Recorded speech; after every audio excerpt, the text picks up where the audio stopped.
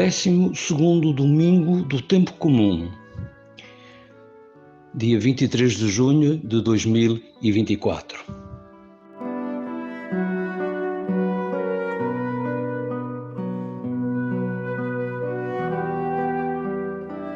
Evangelho de Nosso Senhor Jesus Cristo segundo São Marcos, capítulo 4, versículos 35 a 41. Glória a Ti, Senhor. Naquele mesmo dia, à tardinha, Jesus disse aos discípulos: Vamos passar para a outra banda do lago.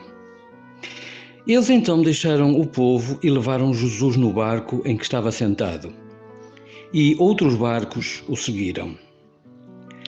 Nisto formou-se um grande temporal, e as ondas eram tão altas que enchiam o barco de água. Jesus estava a dormir na parte de trás do barco, com a cabeça numa almofada. Os discípulos acordaram-no e disseram-lhe: Mestre, não vês que estamos perdidos? Ele levantou-se e disse ao vento e às ondas: Parem, acalmem-se. E o vento parou e as ondas acalmaram-se. Jesus disse então aos discípulos: Por que vocês têm medo? Ainda não têm fé? Eles estavam de facto cheios de medo e diziam uns para os outros: Mas quem é este homem que até manda no vento e nas ondas? Este é o Evangelho de Cristo. Louvores a Ti, ó Cristo.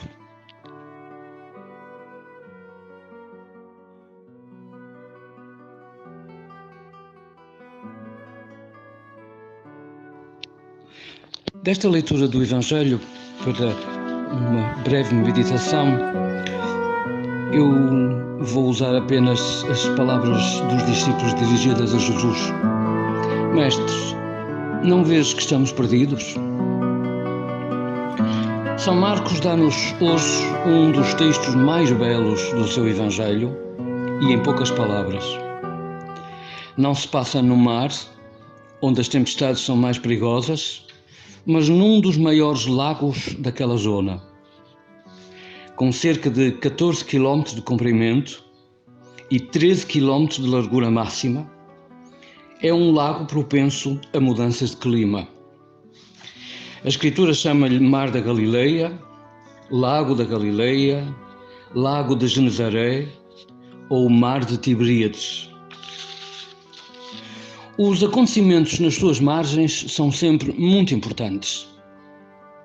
É muito significativo que, junto a este lago, Jesus cria um contraste com a paisagem marítima, ensinando sobre a agricultura. Conta a parábola do semeador, a parábola da semente e a parábola do grão de mostarda. Mas Jesus é sempre original. Em terra ensina sobre o mar e diante do mar ensina sobre a terra. Hoje o acontecimento importante passa-se sobre as suas águas. Precisamente o surgimento súbito de uma tempestade que pode colocar em causa a segurança da viagem.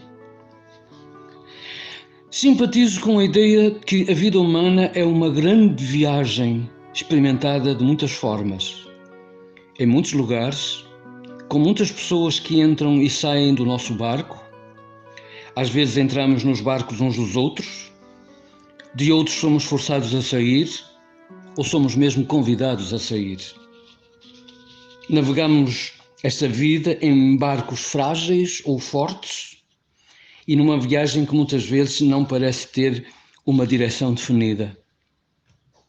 Diante do mar alto da vida humana, consideramo-nos bastante pequenos e perdidos. Mas como neste texto, sem deixarmos de ser discípulos, repito, se me permitem, sem deixarmos de ser discípulos, também nós estamos sujeitos ao medo do temporal. E eles, os discípulos de Jesus, sem se sentirem diminuídos, tiveram medo. Sem se sentirem diminuídos, entraram em pânico. Também nós não temos que nos sentir diminuídos quando temos medo. Na antiga versão da Bíblia Ferreira de Almeida traduziu o comentário de Jesus aos discípulos da seguinte forma: por que sois tão tímidos?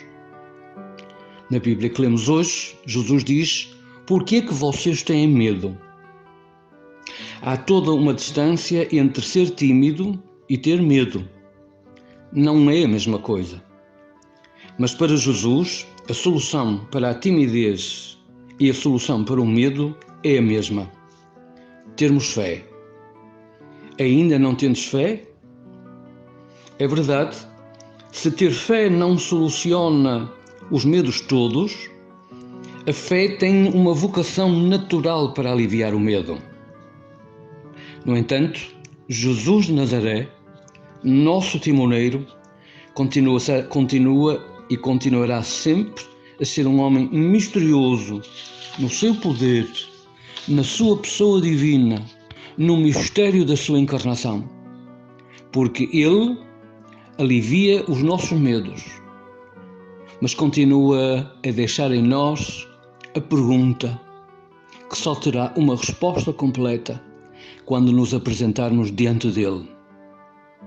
Mesmo procurando ser bons discípulos, obedientes, continuaremos a fazer a pergunta essencial: mas quem é este homem que tem autoridade sobre os meus ventos, as minhas ondas e as minhas tempestades? Quem é este homem? De tal forma que não são nem os ventos, nem as ondas, nem as tempestades da minha vida que me afastam ou me afastarão dele.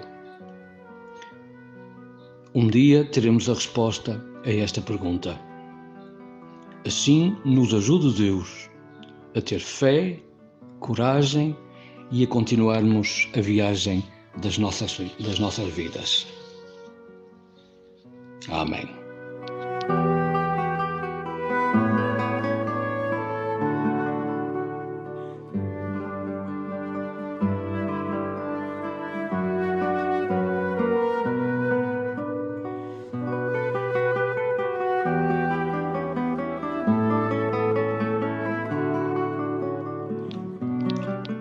Oração própria para o 12º domingo do tempo comum. Nosso livro de liturgia na página 207. Oremos.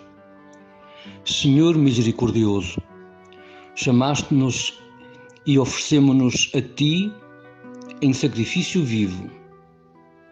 Transforma-nos pela renovação das nossas mentes, a fim de conhecermos e executarmos a Tua vontade perfeita, mediante Jesus Cristo, nosso Senhor. Amém.